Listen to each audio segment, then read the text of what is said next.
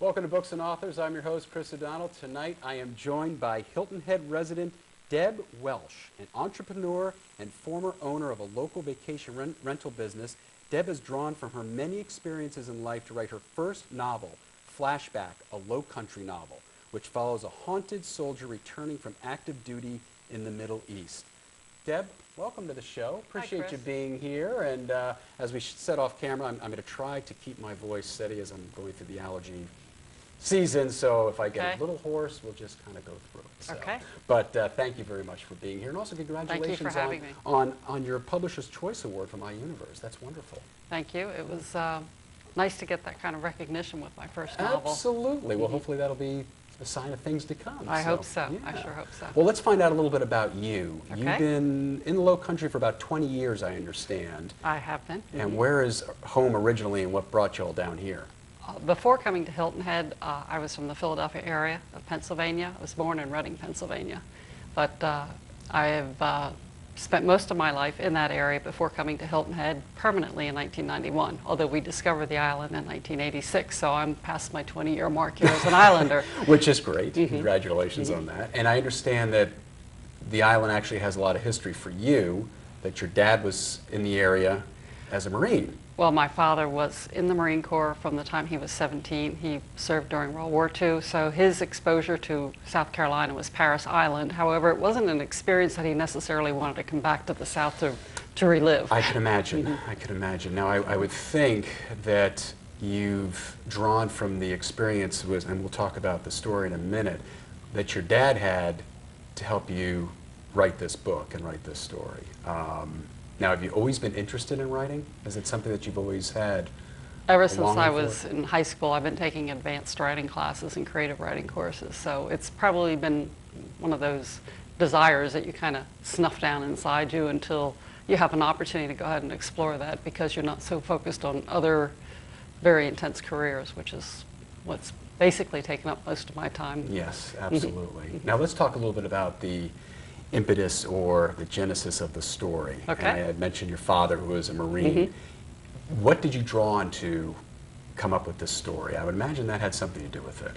Well, my father wasn't just a Marine. My father was a proud Marine. Yes, very good. I don't know any other Marine. There is I think when a proud Marine, always a Marine. That's right. Is yeah, case. Semper Fi. Yeah. But he was not a lifetime career Marine. He was in the Marine Corps for 4 years during World War II. He spent his 17th, 18th, and 19th birthday in the South Pacific, storming the beaches of Guadalcanal and other very dangerous places.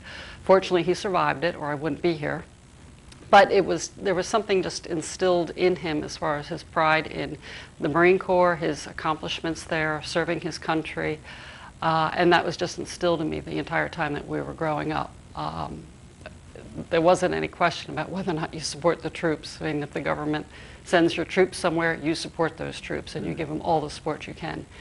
And I hope that is kind of reflected in the story that I wrote in Flashback, where we're talking about two men who have not only been in the Marines, but they also went on to become Navy SEALs, which is a feat most men would never be able to accomplish. Is there a reason you made the, and we'll chat about this story and all in a second, and the characters, is there a reason that you chose the Navy SEALs?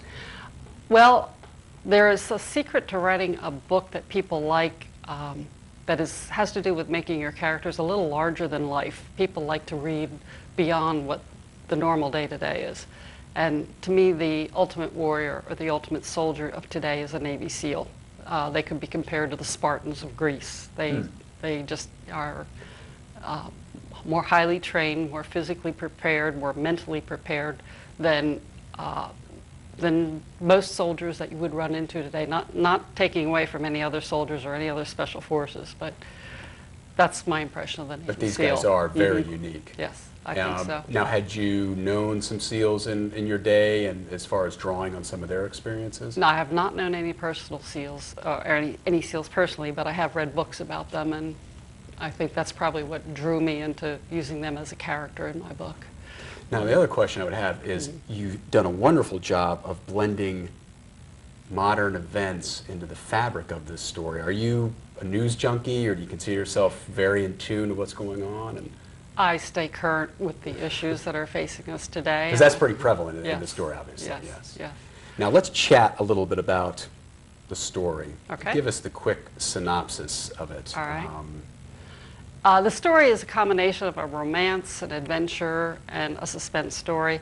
It has to do with a Navy SEAL who has come back from a covert operation, and he's pretty beat up at that point.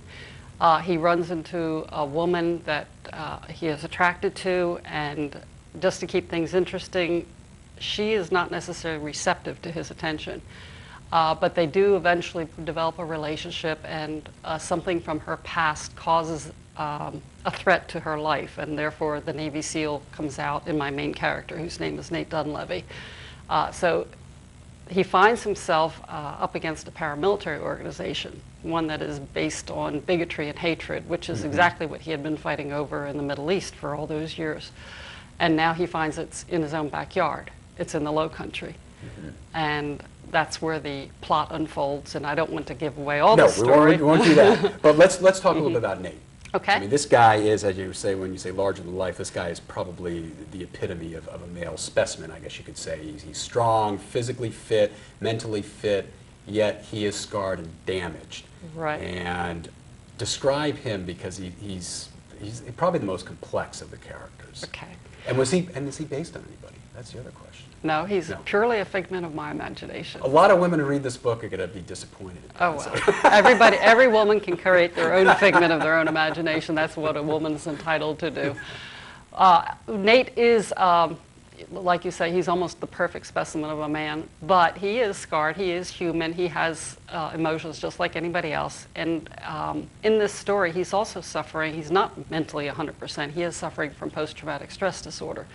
And that's a problem I think many of our soldiers do face and have been facing throughout history. We didn't always call it that, though. A lot of people called it, battle shock or shell shock, battle fatigue. Right. I think it went through a number of incarnations. That's right. In 1980, after the Vietnam War, I guess our medical professionals decided to put a label on it, and it became post-traumatic stress disorder. I do believe there are a lot of soldiers who are going to be suffering from this, who are now. And there are places where they can get help. If you are looking for information about it, MayoClinic.com on the web has a tremendous page dedicated to information about it, and so does the National Institutes of Health. So you've done a lot of research on this, obviously. Well, for my book, yes. Definitely. Do you think there's more of this type of affliction or ailment now than there was, say, in some of the prior conflicts we've had? It seems to me, from what I'm hearing, that there was a lot more from guys that are coming back from Afghanistan, Iraq. It could be, or it could be that our awareness is greater. I mean, when you remember what the vets were like when they came back from Vietnam, a lot of them had difficulty readjusting to our society, and we didn't give them a lot of help back then.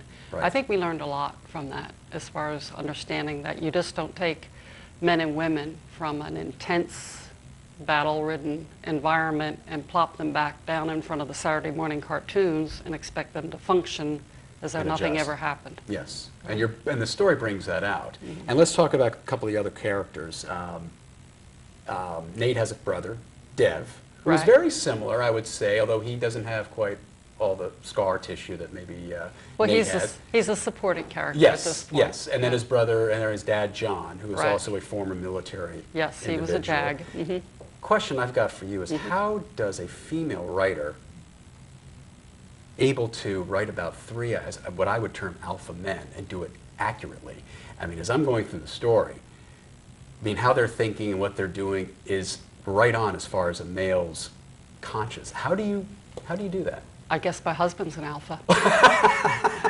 Which makes it interesting. And he's going to be happy to hear that. So, but you've done it quite well. Thank you. And that's, I would imagine, has to be somewhat of a challenge for most writers.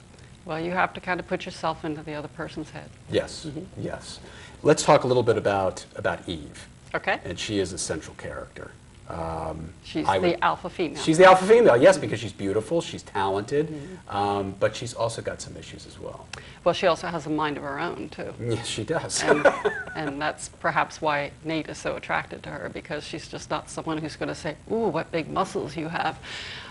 No, Eve has had some problems in the past with just dating the wrong man. But when she meets Nate, she basically doesn't want anything to do with men at that point in her life, although he won't take no for an answer. He's an alpha male after That's right, all. and trained. Yes, yes.